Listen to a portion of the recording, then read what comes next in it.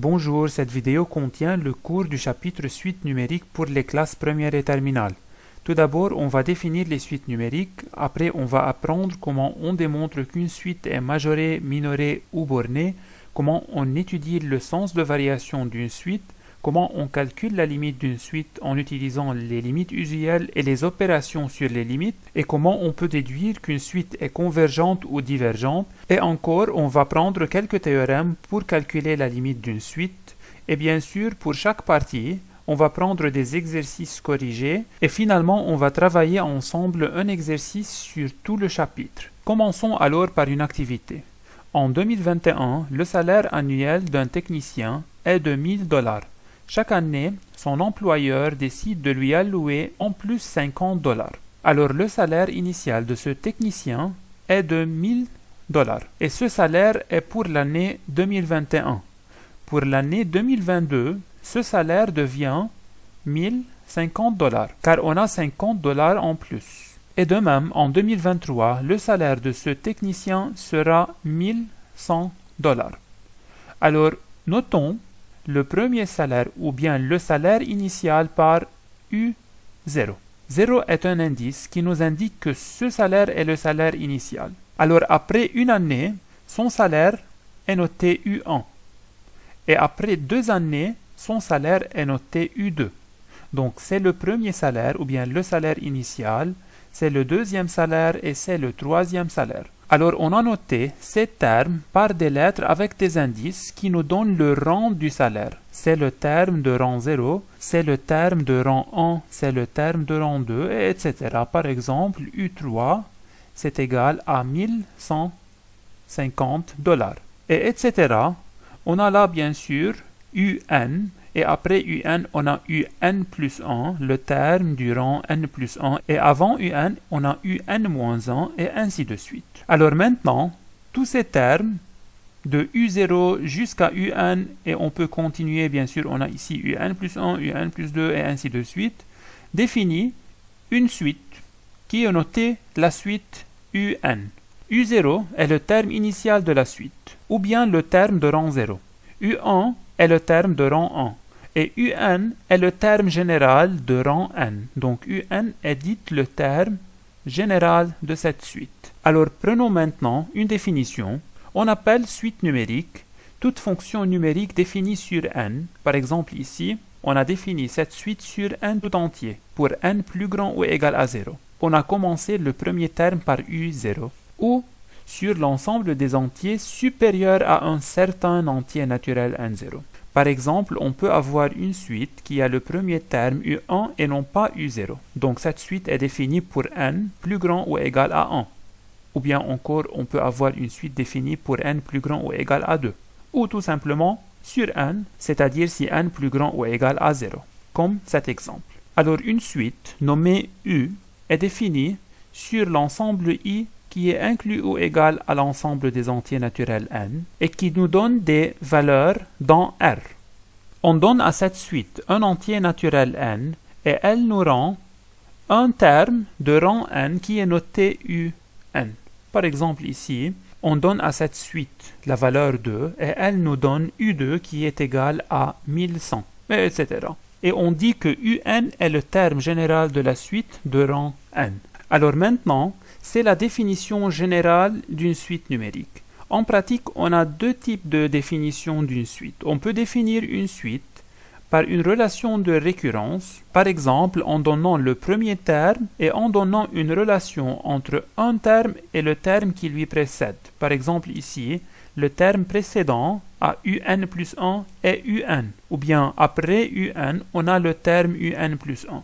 Dans cet exemple, c'est clair qu'on a le premier terme est U0 et on a bien sûr chaque terme, UN plus 1, est égal au terme qui lui précède plus une constante maintenant qui est 50. Donc c'est UN plus 50. Donc c'est la relation de récurrence qui nous définit la suite UN. On a le premier terme et on a cette relation de récurrence qui est UN plus 1 en fonction de UN. Alors maintenant, de cette définition, on peut calculer tous les termes de cette suite. Par exemple, si on veut calculer U1, il suffit de remplacer dans cette égalité n par 0.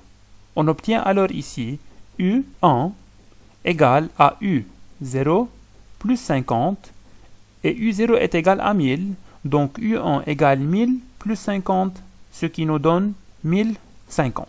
D'où le terme U1 est 1050. Et ainsi de suite, on peut calculer bien sûr U2 en remplaçant n par 1. On obtient alors U2 égale U1 plus 50 et U1 est égal à 1050, donc ça fait 1100. Maintenant, la deuxième forme pour définir une suite, c'est de la définir explicitement. Explicitement, c'est-à-dire en donnant le terme général de la suite ou bien UN en fonction de n, non pas UN plus 1 en fonction de UN. Alors dans notre activité, si on veut définir cette suite explicitement, c'est-à-dire UN en fonction de n, on peut remarquer que le terme U1 est donné par 1000 plus 50 et le terme U2 est égal à 1000 plus 100 et le terme U3 est égal à 1000 plus 150. Alors on peut remarquer maintenant que U0 est égal à 1000 plus 0 fois 50 et U1 est égal à 1000 plus 1 fois 50. De même, U2 est égal à 1000 plus 100, c'est-à-dire 1000 plus 2 fois 50. Et encore, U3 est égal à 1000 plus 150, c'est-à-dire 1000 plus 3 fois 50. Alors, on peut remarquer qu'il y a une relation entre l'indice du terme et l'expression du terme. C'est-à-dire ici, on a U0 est égal à 1000 plus 0 fois 50. Et U1 est égal à 1000 plus 1 fois 50. Et U2 est égal à 1000 plus 2 fois 50 et U3 est égal à 1000 plus 3 fois 50. D'où on peut généraliser ça en disant que UN est égal à 1000 plus n fois 50. Ou bien tout simplement UN est égal à 1000 plus 50n. Donc, c'est la forme explicite de la suite UN, ou bien c'est le terme général qui est donné en fonction de n. Si on veut calculer par exemple U1, il suffit de remplacer n par 1. On obtient alors U1 égale 1000 plus 50 fois 1, c'est-à-dire plus 50, donc ça fait 1050. Donc finalement, on a défini la suite UN dans notre activité par une relation de récurrence et explicitement en donnant UN en fonction de n. Bien sûr, la forme explicite est plus pratique car on peut directement, par exemple, calculer U10 en remplaçant n par 10. Mais dans la définition par une relation de récurrence, si on veut par exemple maintenant U10, il faut remplacer n par 9, donc c'est en fonction de U9. Mais on n'a pas U9. Alors il faut calculer encore U9 en disant que U9 est égal à U8 plus 50. Mais on n'a pas U8, c'est-à-dire si on veut calculer par exemple U10, il faut déterminer tous les termes précédents, c'est-à-dire de U0 jusqu'à U9. Mais dans la forme explicite, on peut la faire directement. Alors avant de terminer, remarquons que les termes de cette suite deviendront de plus en plus grands, c'est-à-dire U1 est plus grand que U0, et U2 est plus grand que U1, et U3 est plus grand que U2, et ainsi de suite. Alors on peut dire que la suite UN est une suite strictement croissante, car chaque terme est plus grand strictement du terme précédent. Donc, UN est une suite strictement croissante. Et de même, si on veut imaginer que devient la valeur du terme qui a un rang très grand, c'est-à-dire U100, U1000, U-million, U-milliard. C'est clair ici, dans cet exemple bien sûr, qu'à chaque fois, on ajoute 50. Alors imaginons, si on veut calculer par exemple U100, combien de 50 on va ajouter? Et encore, si on veut calculer U-million et U-milliard, et si n tend vers plus l'infini, alors on va ajouter une infinité de 50. Donc de même, le salaire tend vers plus l'infini. Alors on peut dire que la limite, lorsque n tend vers plus l'infini, de la suite UN est égale à plus l'infini. Bien sûr, on va apprendre plus tard comment on étudie le sens de variation d'une suite et comment on calcule la limite d'une suite. Prenons maintenant quelques exemples. Soit la suite UN définie pour tout n appartient à n par U0 égale à 3 et UN plus 1 égale UN moins 12 sur 3. Si on veut calculer le terme U1, il suffit de remplacer n par 0 dans l'expression de récurrence. C'est-à-dire, on a ici pour n égale à 0, U0 plus 1, c'est U1, est égal à U0 moins 12 sur 3. et u0 est égal à 3, donc on a 3 moins 12, ce qui est égal à moins 9 sur 3, donc u1 est égal à moins 3. De même, si on veut calculer u2, il suffit de remplacer par la relation de récurrence n par 1 pour obtenir ici u2. Donc pour n égale à 1, on a u2 égale u1 moins 12 sur 3 et u1 est égal à moins 3, donc c'est égal à moins 3 moins 12, donc moins 15 sur 3 et c'est égal à moins 5. De même, si on veut calculer u3, il suffit de remplacer n par 2. Donc on obtient u2 plus 1, c'est u3, égale à u2 moins 12 sur 3. Et u2 est égal à moins 5. Donc on obtient moins 5 moins 12, donc moins 17 sur 3. Donc u3 est égal à moins 17 sur 3, et etc. Donc on a maintenant les 4 premiers termes de cette suite, u0, u1, u2 et u3. Le deuxième exemple, soit la suite un définie pour tout n appartient à n par un égale à 2n plus 1 sur n plus 1. Calculons alors les premiers termes de cette suite. On a dans cet exemple une suite définie explicitement, et non pas comme dans le premier exemple une suite définie par une relation de récurrence. Ici on a un plus 1 en fonction de un, et là on a un en fonction de 1. Alors là on n'a pas le premier terme u0. Donc calculons u0 en remplaçant n par 0. On obtient alors 2 fois 0 plus 1 sur 0 plus 1. Donc c'est égal à 1 sur 1, donc u0 est égal à 1. Et de même, si on veut calculer u1, il suffit de remplacer n par 1. Donc on a u1 égale 2 fois 1 plus 1, c'est égal à 3, sur 1 plus 1 sur 2. Donc u1 égale à 3 demi. Et de même, si on veut calculer u2, on remplace n par 2, donc on obtient 4 plus 1, ça fait 5, sur 2 plus 1 sur 3. Donc u2 est égal à 5 tiers. Et ainsi de suite. C'est-à-dire si on veut calculer i10, on remplace n par 10, on obtient 21 sur 11. Donc si on a la forme explicite, on peut calculer n'importe quel terme directement. Mais si on a une suite définie par une relation de récurrence, si on veut calculer par exemple u10, il faut remplacer n par 9. Donc on obtient u9 plus 1, c'est-à-dire u10, égale à u9 moins 12 sur 3. Mais on n'a pas u9. On a besoin de u9 pour pouvoir obtenir u10. Donc pour chercher u9, on a besoin de u8. C'est-à-dire u9 égale u8 moins 12 sur 3. Et ainsi de suite. D'où finalement, si on a une suite définie par récurrence, et si on veut calculer u10, on a besoin de tous les termes précédents.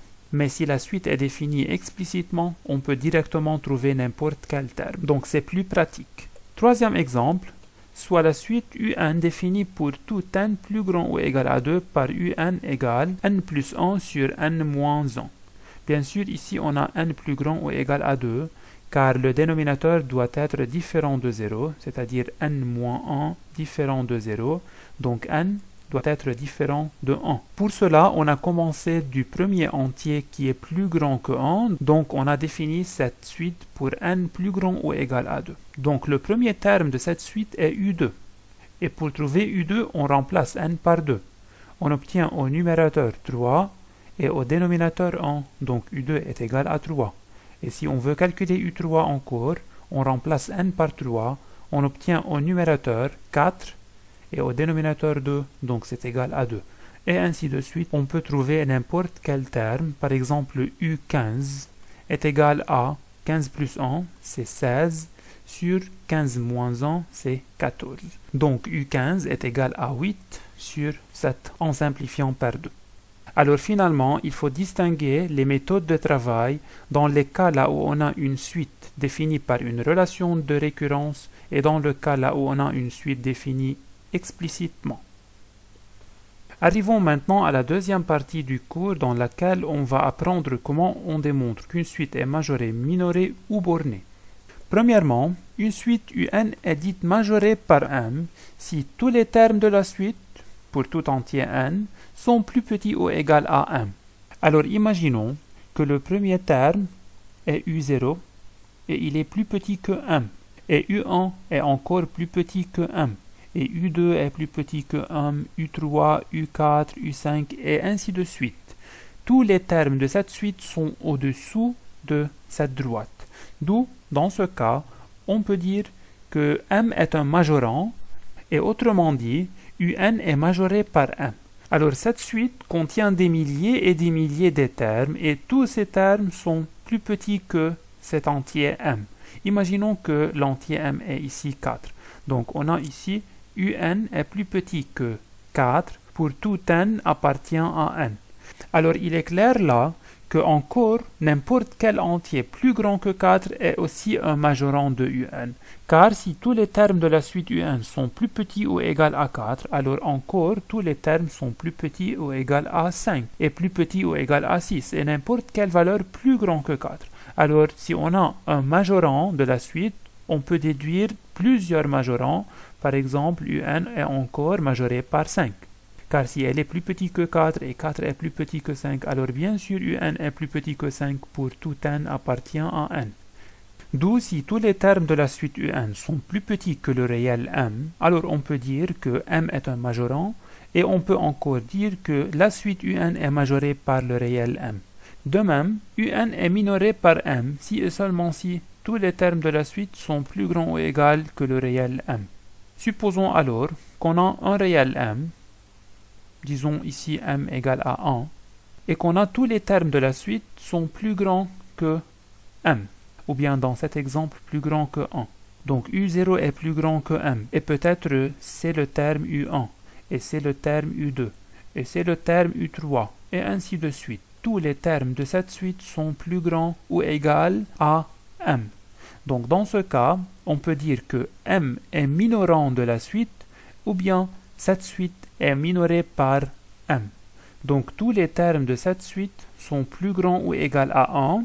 Alors 1 est un minorant de la suite UN, et encore on peut trouver par exemple 0 est un minorant et 0,5 et moins 1, n'importe quelle valeur qui est plus petite que 1 est un minorant encore de la suite UN. Donc encore on a UN plus grand ou égal à 0, car UN plus grand ou égal à 1 et 1 plus grand que 0. Donc encore on a UN est minoré par 0. Et finalement, une suite est dite bornée si elle est à la fois minorée et majorée, c'est-à-dire s'il existe deux réels petit m et grand M tels que UN est compris entre petit m et grand M, pour tout n appartient à n.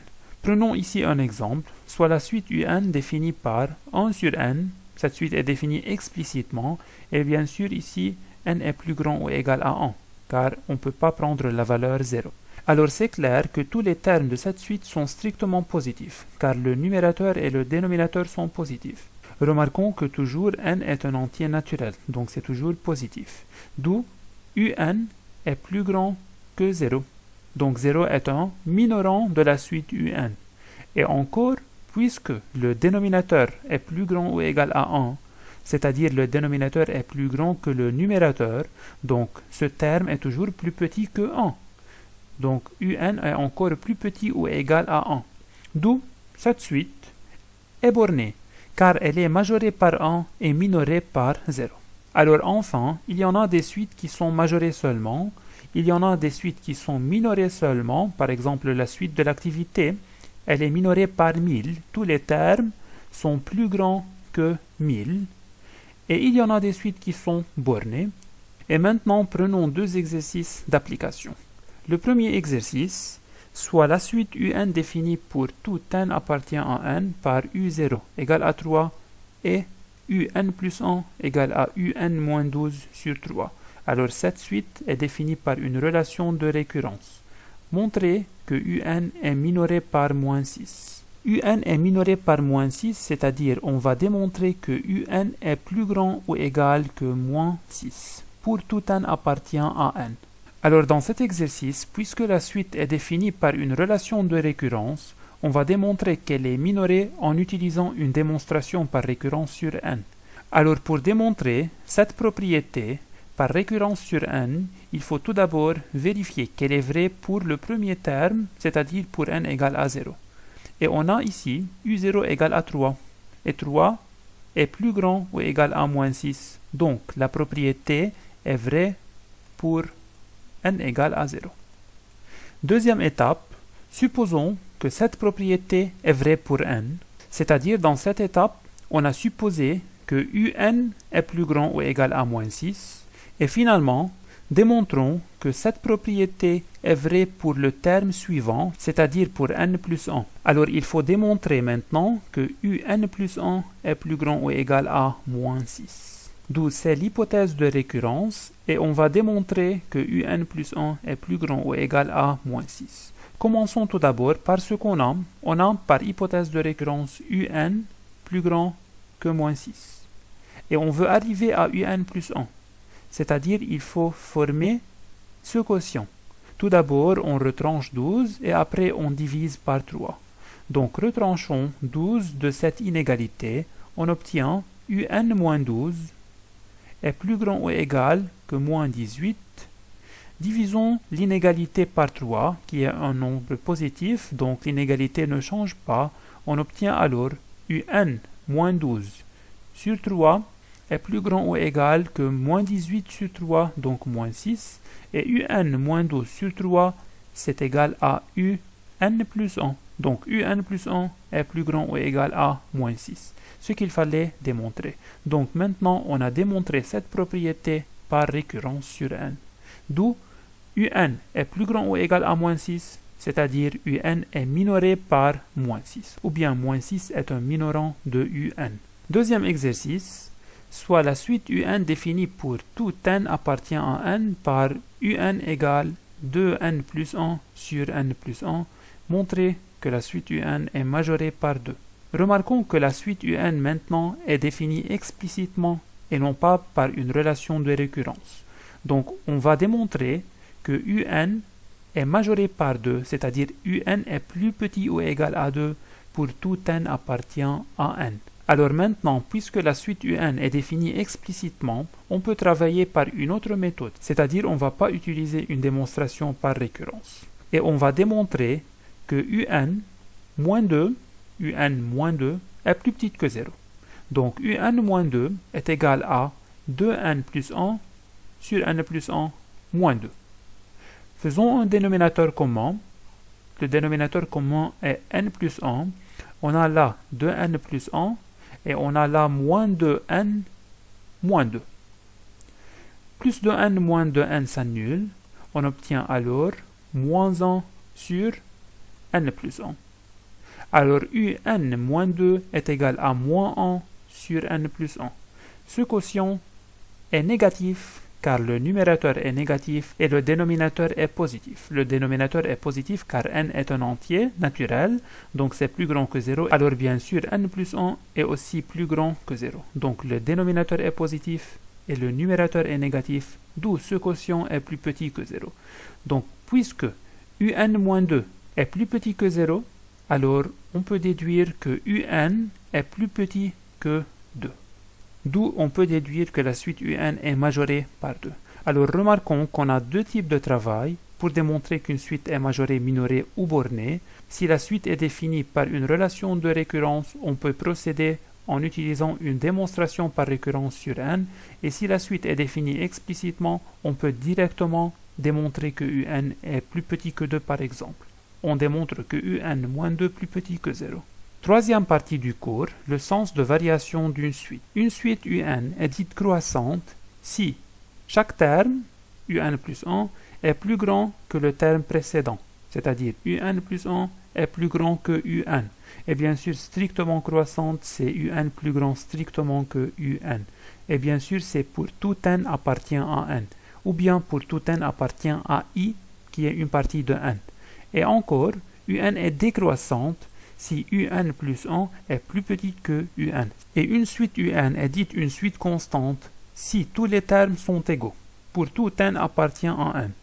U1 égale U0 égale U3 égale U2 égale U100, tous les termes sont égaux. En pratique, pour démontrer qu'une suite est croissante, décroissante ou bien en général pour étudier le sens de variation de la suite, on a plusieurs méthodes. La première méthode, on étudie le signe de un plus 1 moins un. Si un plus 1 moins un est plus grand ou égal à 0, c'est-à-dire positif, alors on peut déduire que la suite un est croissante, car si cette différence est positive, alors on peut déduire que un plus 1 est plus grand que un. Et de même, si cette différence est négative, alors on peut déduire que la suite un est décroissante, car un plus 1 est plus petit ou égal que un. Et finalement, si un plus 1 moins un est égal à 0 pour tout n bien sûr, alors on peut déduire que un est une suite constante. Alors une méthode pour étudier le sens de variation d'une suite est d'étudier le signe de un plus 1 moins un. C'est-à-dire en général on va comparer un plus 1 et un. Une deuxième méthode pour comparer un plus 1 et un est de calculer un plus 1 sur un, et dans ce cas, si on a un plus 1 sur un est plus grand ou égal à 1, alors on peut déduire que le numérateur est plus grand que le dénominateur, donc un plus 1 est plus grand que un, d'où un est une suite croissante. Et de même, si un plus 1 sur un est plus petit que 1, alors un est décroissante. Et finalement, si un plus 1 sur un est égal à 1, alors le numérateur et le dénominateur sont égaux, d'où la suite un est une suite constante. Et dans cette méthode, en pratique, on peut calculer un plus 1 sur un moins 1 et on peut déterminer le signe de cette différence. Si c'est positif, alors la suite est croissante. Si c'est négatif, alors la suite est décroissante. Et si c'est égal à 0, alors la suite est une suite constante. Troisième méthode, si la suite est définie explicitement, on peut étudier le signe de la dérivée de la fonction associée. Par exemple, si on a une suite un égale à 1 sur n, la fonction associée est la fonction f de x égale à 1 sur x, et cette fonction est définie sur r étoile plus. Car n est un entier, c'est-à-dire il faut que x soit positif, et dans ce cas, n doit être différent de 0. Pour cela, il faut étudier le signe de la dérivée de cette fonction sur r étoile plus. Or, la dérivée de cette fonction est égale à moins 1 sur x2. Donc f'x est plus petit que 0. D'où la fonction est décroissante, et alors la suite est décroissante. Et finalement, on peut utiliser un raisonnement par récurrence sur n pour étudier le sens de variation de la suite. C'est-à-dire, si on veut démontrer qu'une suite est croissante, il faut démontrer cette propriété par un raisonnement par récurrence sur n, et de même pour une suite décroissante et pour une suite constante. Prenons maintenant deux exercices d'application, toujours dans la même suite de l'exercice 1. Pour démontrer que la suite un est une suite décroissante, on va étudier le signe de un plus 1 moins un. Or, on a un plus 1 en fonction de un. Donc, on remplace un plus 1 par un moins 12 sur 3. Et moins un. On fait un dénominateur commun, on obtient un moins 12 moins 3 un sur 3, ce qui est égal à moins 2 un moins 12 sur 3. Prenons moins 2 en facteur, on obtient un plus 6 sur 3. Et remarquons qu'on a démontré dans les exercices de cette partie du cours que cette suite est minorée par moins 6. Une suite est minorée par moins 6, c'est-à-dire tous les termes un sont plus grands ou égaux à moins 6. Ce qui nous donne que un plus 6 est plus grand ou égal à 0. D'où ce terme est positif, multiplié par moins 2 qui est un nombre négatif et divisé par 3 qui est un entier positif. Alors ce quotient est toujours plus petit ou égal à 0. Alors finalement, puisque un plus 1 moins un est plus petit ou égal à 0, alors on peut déduire que la suite un est une suite décroissante. Le deuxième exercice, encore dans la même suite, montre que la suite un est une suite croissante. Dans cet exercice, la suite est définie explicitement. Donc on a plusieurs méthodes pour démontrer que la suite est croissante. La première méthode est comme celle de l'exercice 1. On étudie le signe de un plus 1 moins un. Or, un plus 1, il faut remplacer n par n plus 1. On obtient alors 2 facteurs n plus 1 plus 1 sur n plus 1 plus 1, c'est-à-dire sur n plus 2. Moins un, c'est-à-dire moins 2n plus 1 sur n plus 1. Maintenant, dénominateur commun. Le dénominateur commun est leur produit, n plus 2, multiplié par n plus 1. Ici, il faut multiplier le numérateur et le dénominateur par n plus 1. on obtient alors 2n plus 3 facteur n plus 1 moins 2n plus 1 facteur n plus 2. En développant, on obtient 2n au carré plus 2n plus 3n plus 3 moins 2n au carré moins 4n moins n et moins 2 sur n plus 2 facteur n plus 1. J'ai laissé le dénominateur sans développement car c'est clair qu'on a un produit de deux termes qui sont positifs. Donc on sait le signe du dénominateur. Au numérateur, on a 2n au carré moins 2n au carré égale à 0. 2n plus 3n c'est égal à 5n. Et ici on a encore moins 5n, donc encore c'est égal à 0. Et 3 moins 2, les constantes, sont égales à 1. Et au dénominateur, on a toujours n plus 2 facteur n plus 1. Donc finalement, c'est clair que ce quotient est positif, car le numérateur est 1, positif, et le dénominateur est positif, car n est un entier naturel, donc positif plus 2, et encore le deuxième facteur est n plus 1, positif. D'où un plus 1 moins un est plus grand que 0, alors la suite un est une suite croissante. La deuxième méthode qu'on peut appliquer ici est de prendre la fonction associée à la suite, qui est la fonction f de x égale 2x plus 1 sur x plus 1. Et il faut étudier le signe de la fonction dérivée sur l'intervalle 0 plus l'infini. Alors calculons la dérivée de la fonction f. F'x est égal à u'v moins v'u sur v au carré c'est-à-dire x plus 1 au carré, u' fois v, c'est 2 facteur x plus 1, donc 2x plus 2, moins v' qui est égal à 1, c'est-à-dire 1, fois v, c'est-à-dire moins 2x moins 1. Plus 2x moins 2x s'annule. On obtient alors au numérateur 1 sur x plus 1 au carré. D'où c'est la fonction dérivée de la fonction f de x, et c'est clair que f'x est toujours positive, d'où la fonction f est strictement croissante, et alors la suite un est strictement croissante. Troisième exercice, on a la suite an définie explicitement par 1 sur n au carré.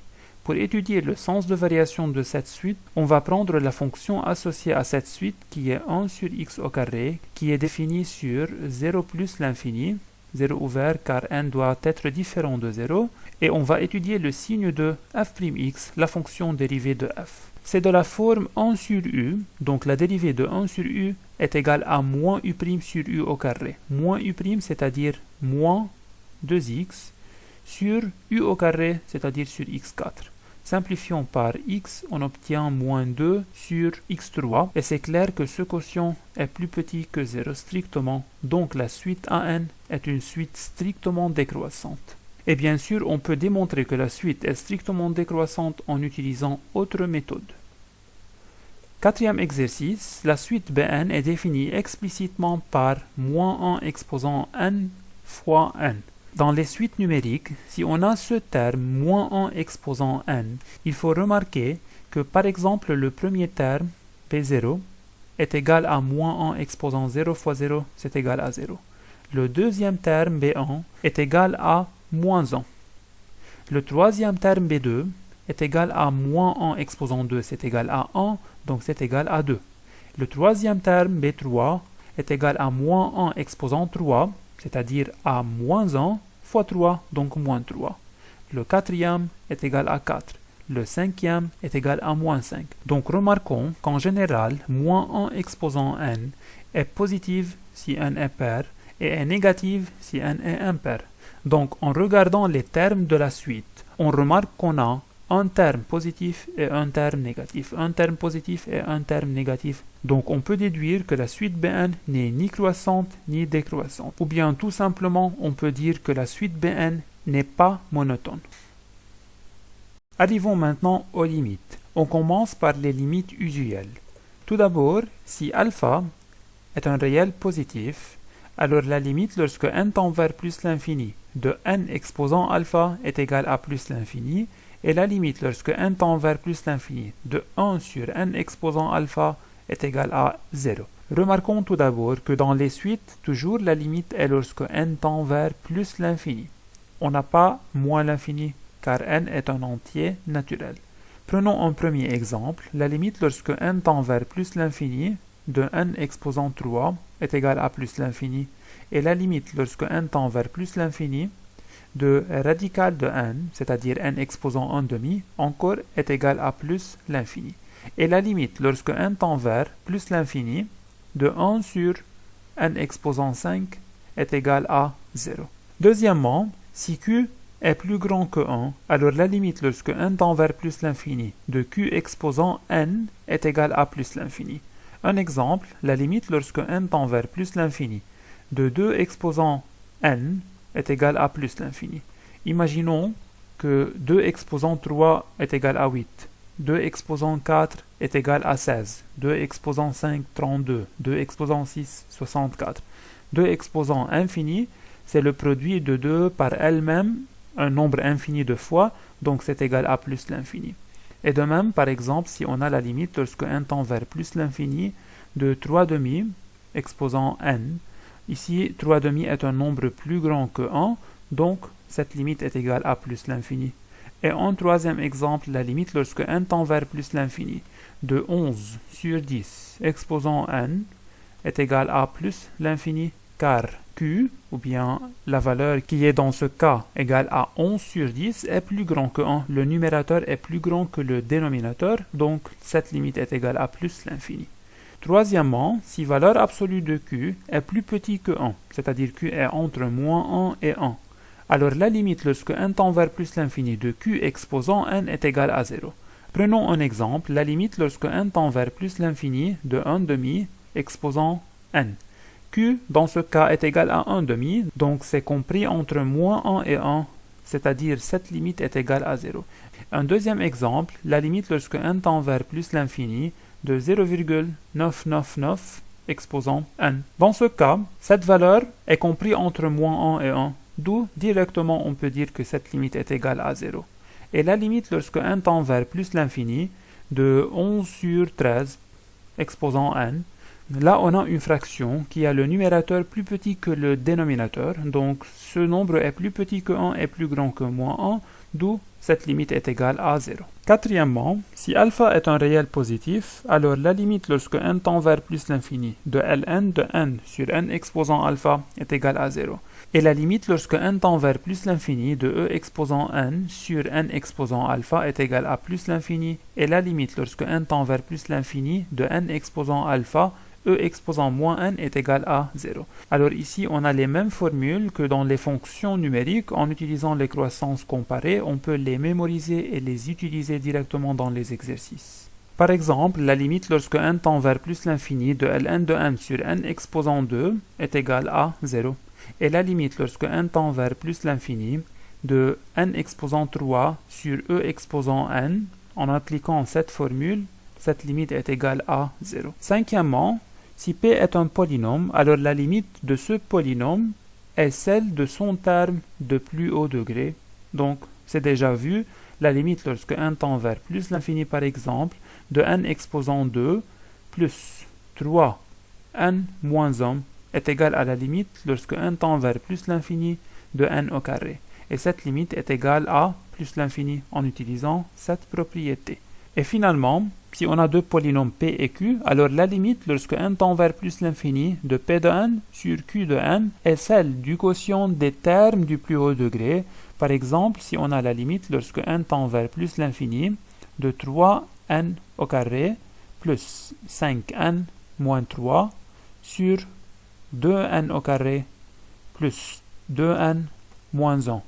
C'est égal à la limite lorsque n tend vers plus l'infini de 3n au carré, le terme qui a le plus haut degré au numérateur, sur 2n au carré, le terme qui a le plus haut degré au dénominateur, et cette limite, après simplification par n au carré, est égale à 3 sur 2. Maintenant, et toujours dans la partie des limites, on a les opérations sur les limites. Tout d'abord, la limite de la somme des deux suites un et vn. On peut voir dans ce tableau, à double entrée, que si la limite de un est plus l'infini, et si la limite de vn est plus l'infini, alors la limite de leur somme est égale à plus l'infini.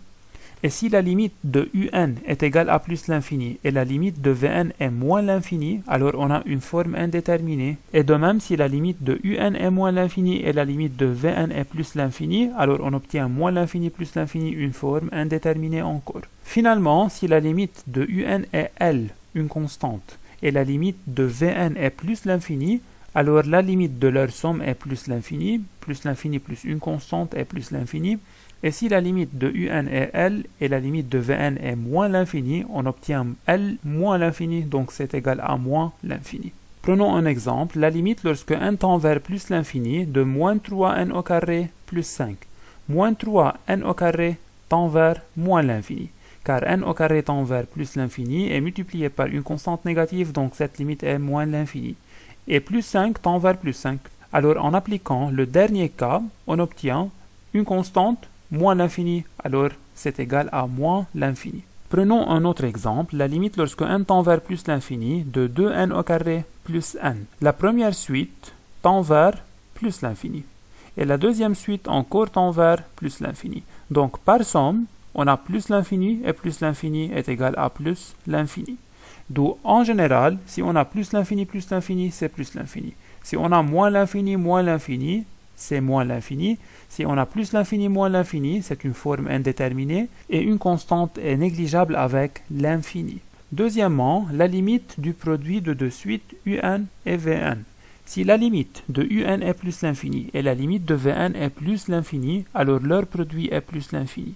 De même, si on a l'une est plus l'infini et l'autre est moins l'infini, alors leur produit est moins l'infini, car ils sont de signes différents. Et la deuxième ligne est de même. Maintenant, si la limite de un est égale à 0, alors 0 fois infini une forme indéterminée. Si la limite de un est une constante positive et la limite de Vn est plus l'infini, alors une constante positive fois plus l'infini est plus l'infini. Et si la limite de Vn est moins l'infini, alors on obtient une constante positive fois moins l'infini, donc c'est moins l'infini. Et finalement, si la limite de un est une constante négative et la limite de Vn est plus l'infini, alors on obtient plus l'infini fois une constante négative, donc c'est moins l'infini. Et si la limite de Vn est moins l'infini, alors moins l'infini fois une constante négative, c'est plus l'infini. Prenons un exemple, la limite lorsque n tend vers plus l'infini de radical de n multiplié par moins n au carré plus 1. La première suite, radical de n, tend vers plus l'infini, lorsque n tend vers plus l'infini. La deuxième tend vers moins l'infini, car moins n au carré tend vers moins l'infini et plus 1, donc c'est moins l'infini. Alors par produit, on a plus l'infini fois moins l'infini, c'est moins l'infini. Ils sont de signes différents. Finalement, la limite du quotient un sur Vn. Alors pour résumer ce tableau, si on a infini sur infini ou bien 0 sur 0, alors on a des formes indéterminées.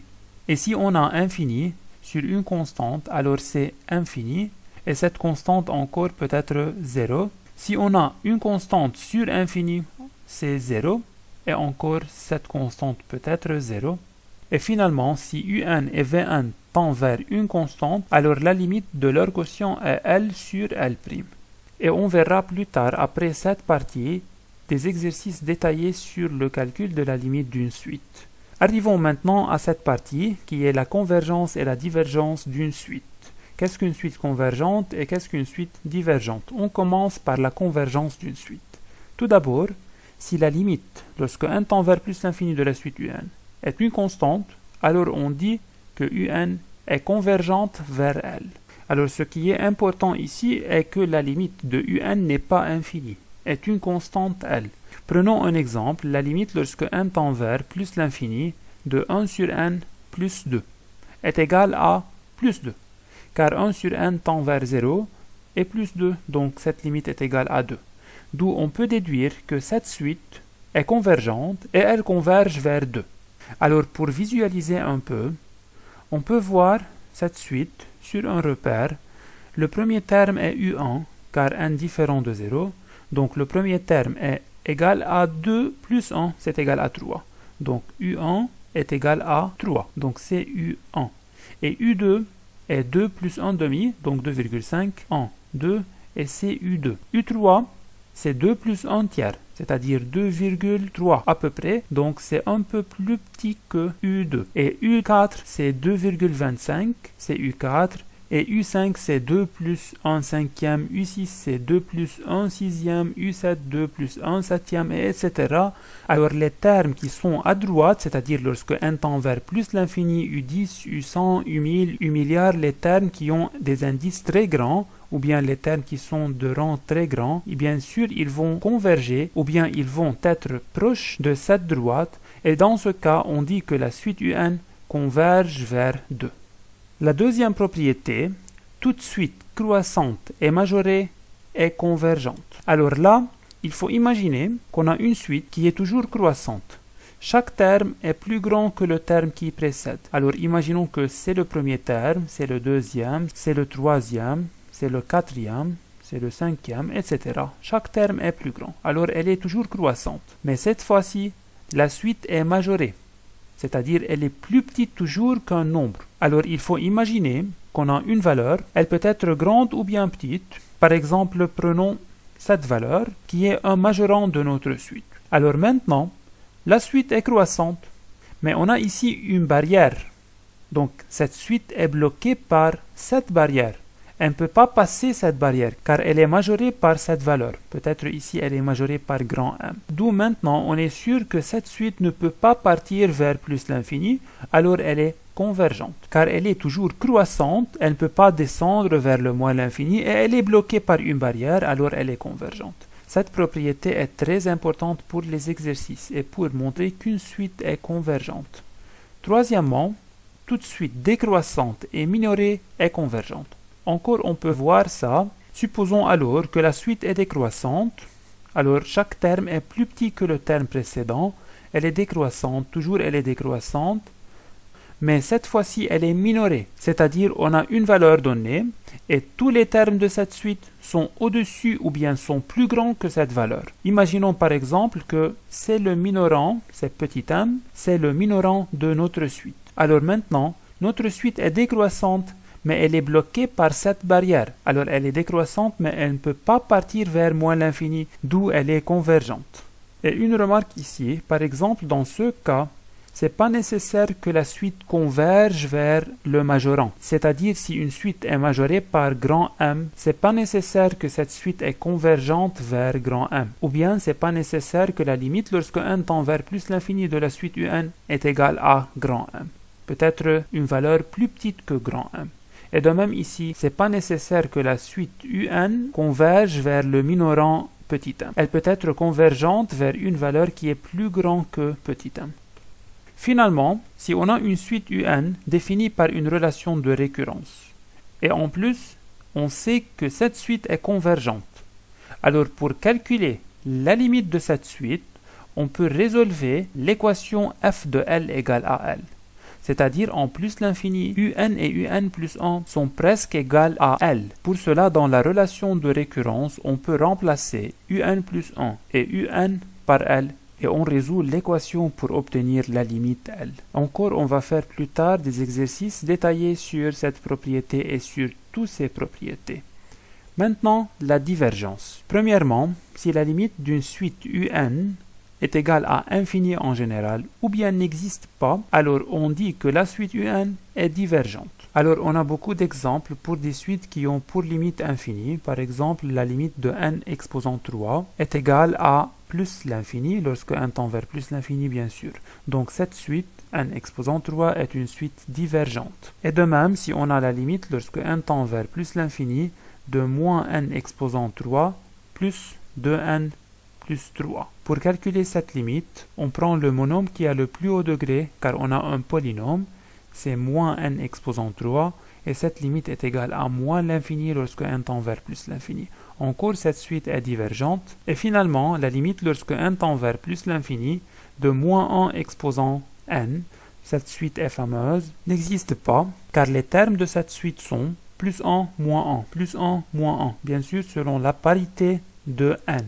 Donc cette suite n'a pas de limite ou bien la limite n'existe pas et encore c'est une suite divergente. Deuxièmement, toute suite croissante et non majorée est divergente. Alors c'est clair qu'on a une suite qui est croissante, c'est-à-dire chaque terme est plus grand que le terme précédent, toujours elle est croissante. Dans les cas là où on a une suite majorée, c'est-à-dire on a une barrière qui bloque les termes, c'est-à-dire ces termes ne peuvent pas partir vers plus l'infini, on dit que la suite est convergente. Mais cette fois-ci, on a enlevé cette barrière, alors ces termes continuent à s'agrandir et ils peuvent aller vers plus l'infini car on n'a pas de barrières qui leur bloquent. D'où cette limite est plus l'infini et alors la suite est dite divergente. De même, si la suite un est décroissante et non minorée, alors elle est divergente, car elle est décroissante et on n'a pas de barrière pour la bloquer. Elle n'est pas minorée, pour cela elle va partir vers moins l'infini, d'où cette suite est dite divergente. Prenons maintenant quelques exercices sur ces deux parties. On a ces suites et il faut calculer les limites de ces suites et étudier la convergence de chaque suite. Tout d'abord, la suite à n, la limite lorsque n tend vers plus l'infini de 3n au carré plus n plus 5 est égale à la limite lorsque n tend vers plus l'infini de 3n au carré et cette limite est égale à plus l'infini.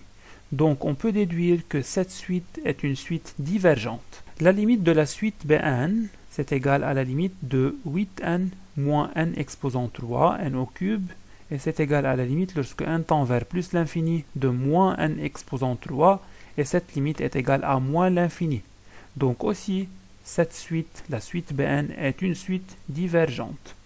La suite Cn, la limite lorsque n tend vers plus l'infini, de 3n au carré moins n sur 1 moins n au carré.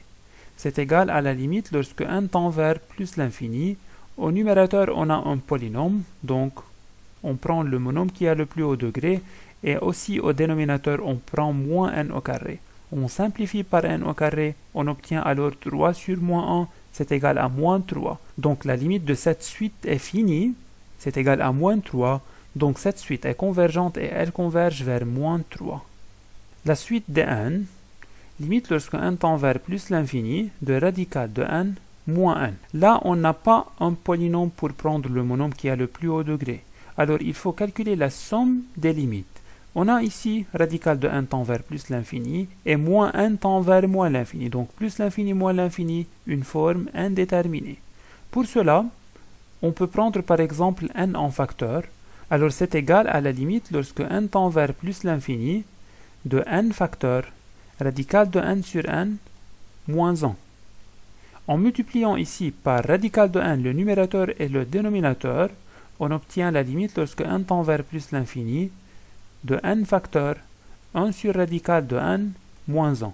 On a maintenant un produit de deux suites. La première est n qui tend vers plus l'infini et la deuxième est la parenthèse qui est 1 sur n moins 1. 1 sur n tend vers 0 et moins 1, donc la deuxième suite tend vers moins 1. Donc en faisant le produit, on obtient la limite qui est moins l'infini.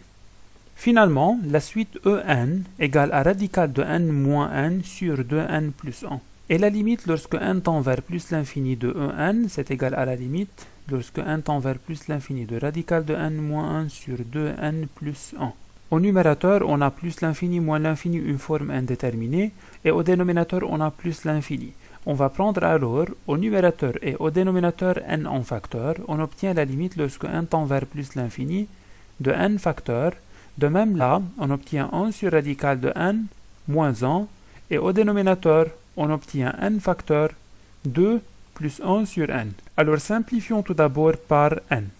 On obtient la limite de ce quotient. Tout d'abord, 1 sur radical de n tend vers 0. Et 1 sur n aussi tend vers 0. D'où le numérateur tend vers moins 1 et le dénominateur tend vers 2.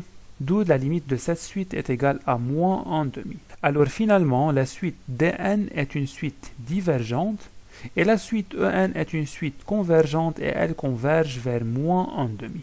Prenons maintenant cette suite un. On a déjà démontré dans cette partie que un est minoré par moins 6 et dans cette partie que un est décroissante. D'où maintenant, on est demandé à montrer que la suite un est convergente et à calculer la limite de la suite un.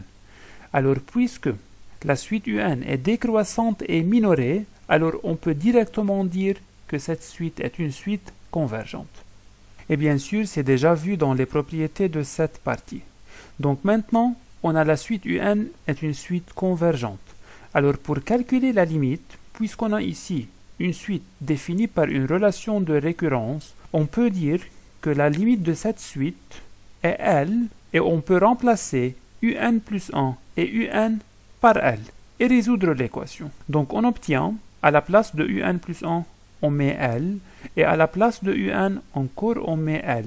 Donc on a L égale L moins 12 sur L. On a alors une équation en L.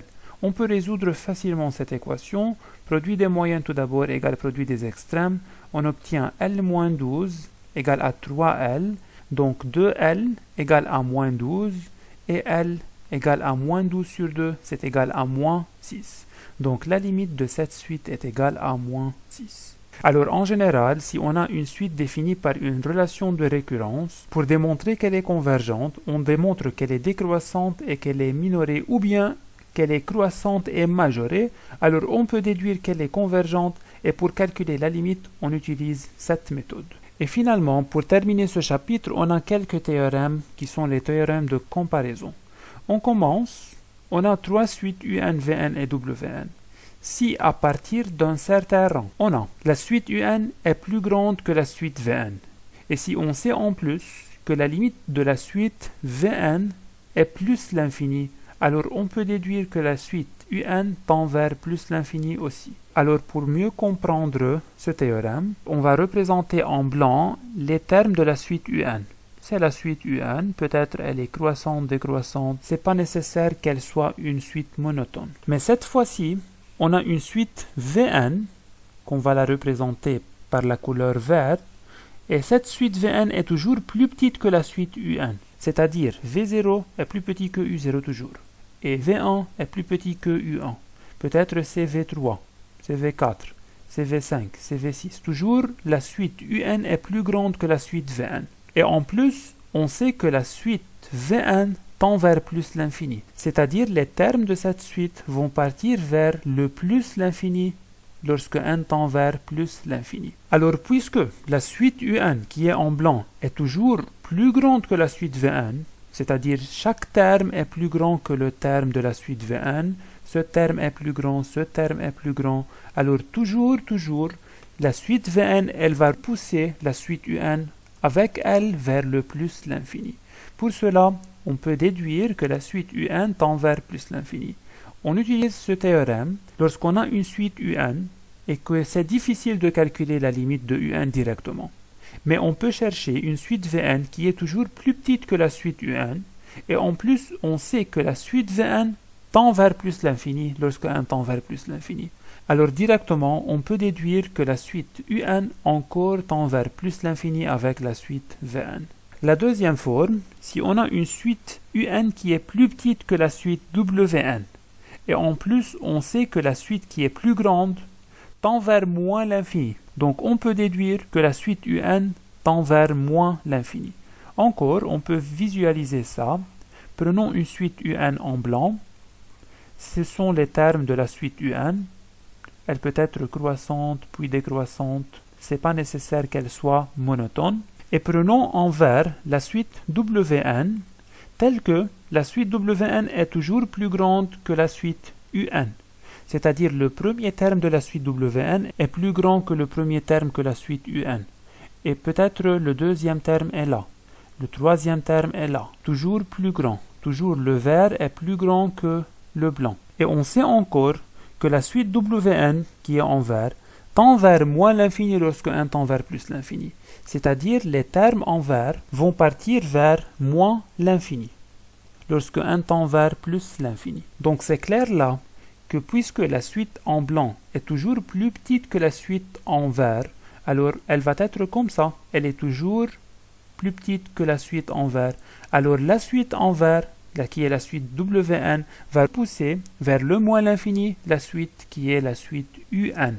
D'où, maintenant, on peut déduire que la suite UN tend vers moins l'infini. Alors ces deux théorèmes sont utilisés pour démontrer qu'une suite tend vers plus l'infini ou bien pour démontrer qu'une suite tend vers moins l'infini. Maintenant, on va prendre un théorème qui est nommé le théorème des gendarmes ou bien le théorème d'encadrement et aussi c'est nommé le théorème de sandwich.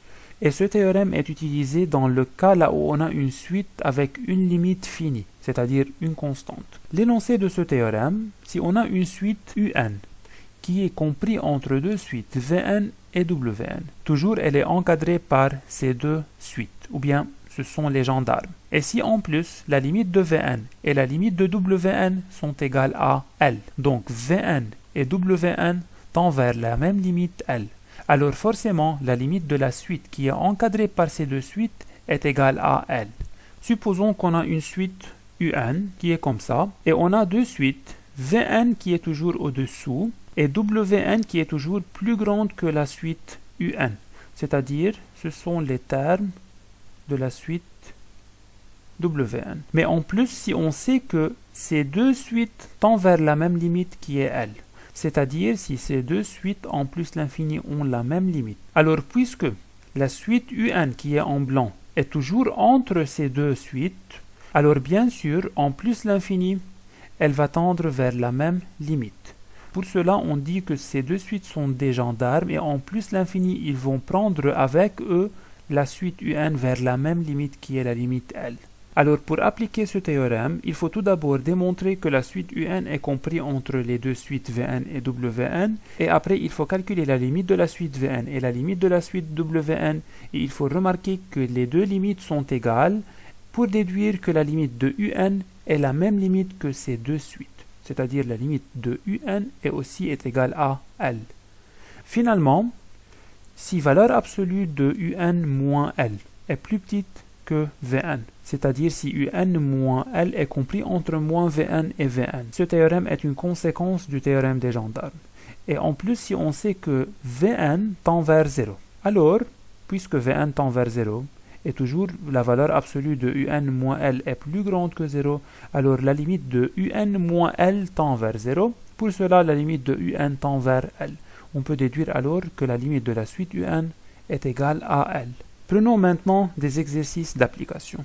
Déterminer la limite des suites de termes généraux.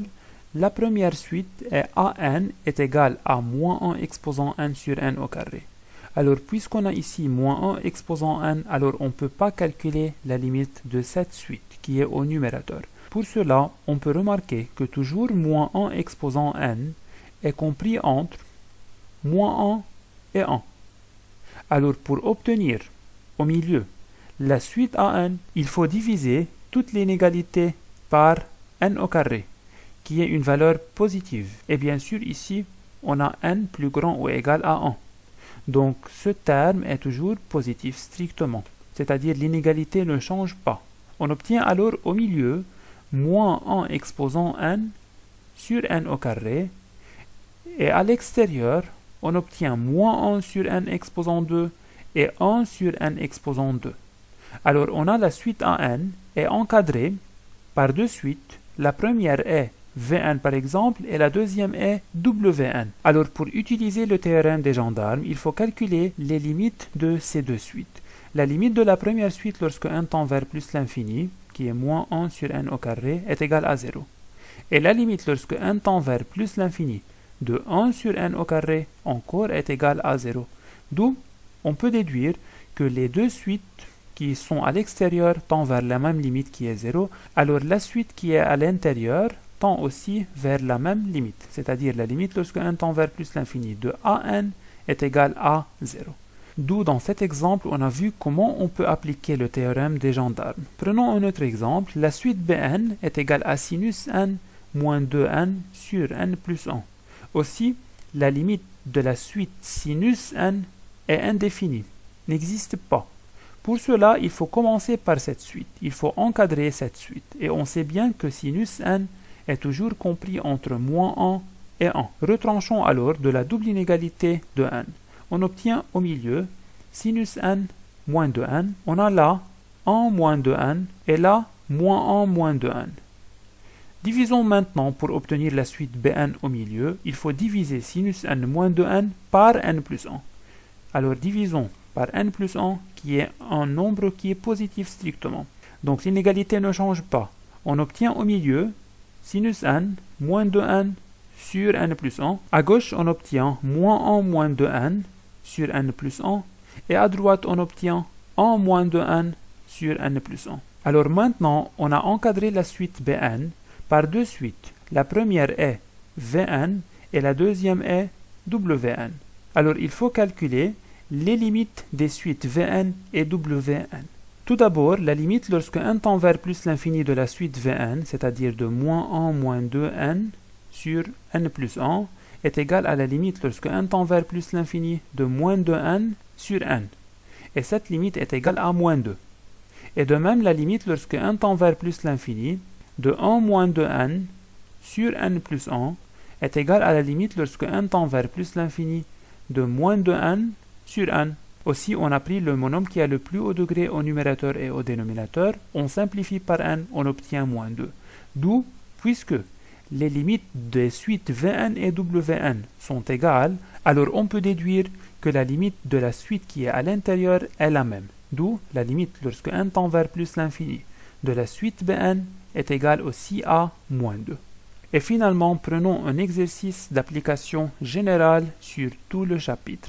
La suite un est définie par une relation de récurrence. On a tout d'abord u0 plus grand que radical de n. On n'a pas la valeur exacte de u0, mais on sait que u0 est plus grand que radical de 3. Et on a la relation de récurrence un plus 1 égale à 1 demi-facteur un plus 3 sur un pour tout n appartient à n. La première question, montrer que un est plus grand que radical de 3 pour tout n appartient à n. Alors pour démontrer cette propriété, un est plus grand que radical de n pour tout n appartient à n, on va utiliser un raisonnement par récurrence. Tout d'abord, il faut vérifier cette propriété pour le premier terme, pour u0. Alors on a par hypothèse, u0 est plus grand que radical de 3. Alors cette propriété est vraie pour u0 ou bien pour n égale à 0. Deuxièmement, il faut supposer, alors supposons, que la propriété, cette propriété, est vraie pour n. C'est-à-dire, on a par hypothèse maintenant, un est plus grand que radical de 3. On a ça par hypothèse. On peut utiliser ça. Et troisièmement, il faut démontrer que cette propriété, la propriété un plus grand que radical de 3, est vraie pour le rang n plus 1. C'est-à-dire, il faut démontrer que un plus 1 plus grand que radical de 3. Alors, c'est à démontrer. Remarquons que un plus 1 est cette expression. Et on va utiliser le fait que un est plus grand que radical de 3.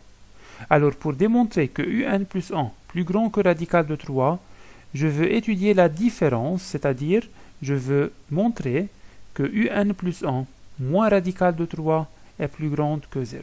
Commençons par le calcul. Un plus 1 moins radical de 3. Tout d'abord, on remplace un plus 1 par l'expression en fonction de un, et bien sûr c'est mieux de remplacer un plus 1 par une expression contenant un, car on sait bien que un est plus grand que radical de 3. Alors on peut déduire quelque chose à propos de signes. Donc il faut écrire un plus 1, c'est 1 demi un, plus 3 sur 2 un, j'ai développé, moins radical de 3. Faisons un dénominateur commun, on obtient alors, le dénominateur est 2un. Il faut multiplier ici par un le numérateur et le dénominateur. On obtient un au carré, car c'est un sur 2. On peut écrire ça un sur 2. Et là, on a 1, et là, on a 2 un. Ici, reste la même, plus 3. Et là, il faut multiplier le numérateur et le dénominateur par 2 un. Alors, on obtient 2 radical de 3 un sur 2 un. Alors maintenant, il faut déterminer le signe de ce quotient. Le dénominateur est positif, c'est clair, car un est plus grand que radical de 3 et radical de 3 plus grand que 0, par hypothèse de récurrence. Donc bien sûr, un est positif, c'est-à-dire le dénominateur est positif. Il nous reste alors à déterminer le signe du numérateur. Le numérateur est un polynôme du second degré. On peut alors le factoriser en calculant le discriminant delta et en utilisant les propriétés de factorisation d'un polynôme du second degré, ou bien on remarque ici que 3 est radical de 3 au carré. C'est-à-dire on a là un carré parfait. C'est égal à un moins radical de 3 exposant 2 sur 2un. Remarquons qu'on a un au carré, c'est un au carré, et radical de 3 au carré, c'est 3 plus 3, et moins 2ab, c'est-à-dire moins 2 radical de 3 fois un, c'est moins 2ab. D'où on a un moins radical de 3 au carré, c'est bien sûr positif et strictement c'est positif. Pourquoi c'est strictement positif? Car on a par hypothèse de récurrence un est strictement plus grand que radical de 3. Donc, c'est pas possible que un soit égal à radical de 3 pour que ce quotient soit égal à 0. Donc, finalement, on a un plus 1 moins radical de 3 est positif, c'est-à-dire un plus 1 est plus grand strictement que radical de 3. Donc, on a démontré ça, d'où finalement on a démontré cette propriété par récurrence sur n. Faisons maintenant la deuxième question. Montrer que la suite un est strictement décroissante. Alors pour démontrer qu'une suite est strictement décroissante, on peut tout simplement étudier le signe de un plus 1 moins un. On remplace ici un plus 1 par l'expression en fonction de un. On obtient 1 demi un plus 3 sur 2 un moins un. On a là 1 demi un moins un, c'est égal à moins 1 demi un plus 3 sur 2 un. Faisons un dénominateur commun. On obtient alors moins un au carré plus 3 sur 2 un. Le dénominateur est positif. Au numérateur, on a moins un au carré plus 3. Or, on a, d'après la partie 1, un est plus grand strictement que radical de 3. Alors, le carré de un est plus grand que 3. Alors, en retranchant un au carré des deux termes, on obtient 0 plus grand que 3 moins un au carré. C'est-à-dire moins un au carré plus 3, le terme qui est au numérateur est plus petit que 0. Donc, le numérateur est négatif et le dénominateur est positif, d'où ce quotient est plus petit que 0. Alors, un plus 1 moins un est plus petit que 0, d'où un est une suite décroissante. Troisième question, en déduire que la suite un est convergente et déterminer sa limite. Pour démontrer que la suite un est convergente, on ne peut pas maintenant calculer la limite directement de la suite un, car on n'a pas la forme explicite, ou bien elle n'est pas définie explicitement. Donc, d'après les deux premières questions, on a démontré là que un est plus grand que radical de 3, c'est-à-dire un est une suite minorée par radical de 3. Et en plus, dans la partie 2, on a démontré que un est décroissante, c'est-à-dire on a un est une suite minorée et décroissante. Alors maintenant, on a une propriété qui nous dit que toute suite décroissante et minorée est convergente, d'où notre suite un est une suite convergente comme elle est décroissante et minorée. Elle est minorée par radical de 3 et elle est décroissante d'après la partie 2. Maintenant, pour déterminer la limite de la suite un, puisqu'elle est convergente, alors elle a une limite. On peut noter L, la limite de cette suite. Alors maintenant, on peut remplacer un plus 1 et un par L dans la relation de récurrence et on peut résoudre cette équation en L. On obtient alors l'équation L égale 1 demi L plus 3 sur 2L. Donc L moins 1 demi L est égal à L sur 2 égale à 3 sur 2L. Produit des moyennes égale produit des extrêmes. On obtient alors 2L2 égale à 6. Donc L2 égale à 3. Donc L égale radical de 3 ou L égale à moins radical de 3. Or, on a un est plus grand que radical de 3 pour tout n appartient à n. C'est-à-dire L égale à moins radical de 3 est une solution à rejeter. Donc on peut déduire finalement que la limite de cette suite est L égale à radical de 3. De la limite lorsque n tend vers plus l'infini de la suite un est égale à radical de 3.